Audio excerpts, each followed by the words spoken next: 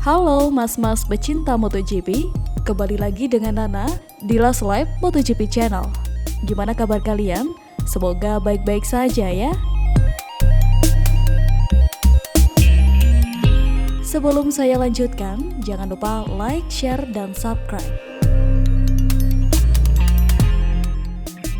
Gelaran internasional Pertamina Grand Prix of Indonesia atau MotoGP Mandalika 2022 telah digelar pada 18 sampai 20 Maret 2022. Mengingat Indonesia baru kembali mengadakan event MotoGP setelah 25 tahun yang lalu. Perhelatan olahraga ini dianggap cukup sukses meski ada sejumlah catatan yang ditemukan dari hasil evaluasi Kementerian Pariwisata dan Ekonomi Kreatif menunjukkan hasil quick count atau hitungan cepat mengenai tingkat kepuasan pengunjung MotoGP Mandalika 2022. Hasilnya sebanyak 75,8% masyarakat yang menjadi responden merasa puas atas rangkaian penyelenggaraan MotoGP Mandalika 2022. Kendati demikian, ada beberapa faktor yang masih perlu ditingkatkan.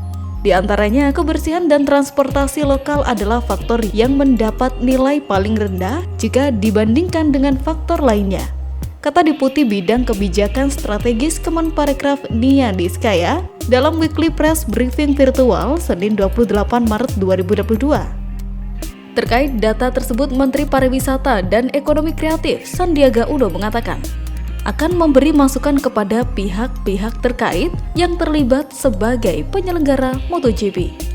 Ada catatan tentang transportasi dan parkir. Kami akan sampaikan ke stakeholders terkait termasuk ITDC, ujar Sandiaga. Untuk transportasi, Menparekraf menyatakan bahwa sebagian besar responden memberikan komentar sistem dan manajemen transportasi perlu diperbaiki, khususnya shuttle bus dan manajemen parkir. Kemudian, manajemen dan sumber daya manusia, penyelenggaraan lokal juga dinilai belum terbiasa dengan perhelatan berskala internasional, sehingga kemampuannya harus terus ditingkatkan. Harga tiket yang tergolong mahal bagi orang Indonesia dan sistem manajemen tiketing juga perlu dibenahi, tambah Menparekraf dalam keterangan tertulis. Selain itu, ada beberapa catatan lain, seperti infrastruktur ekosistem sirkuit yang belum sepenuhnya selesai menjadi salah satu perhatian responden.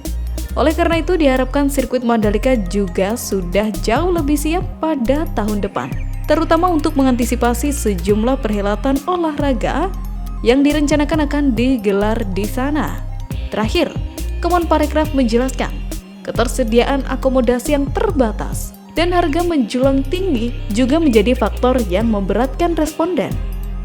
Perlu diketahui secara keseluruhan respon penonton terhadap rangkaian kegiatan MotoGP Mandalika 2022 dinilai cukup positif.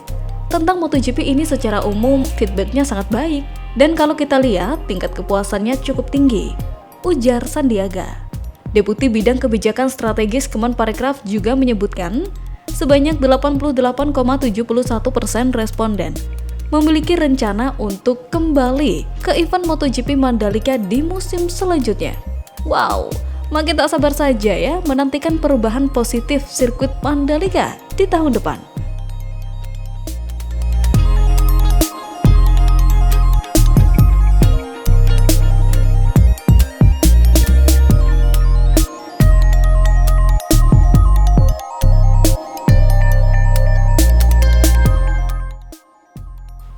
Demikian informasi yang dapat Last Lap rangkum untuk Anda. Jangan lupa like, share, komen, oh ya, subscribe juga agar channel ini semakin berkembang. Bye-bye.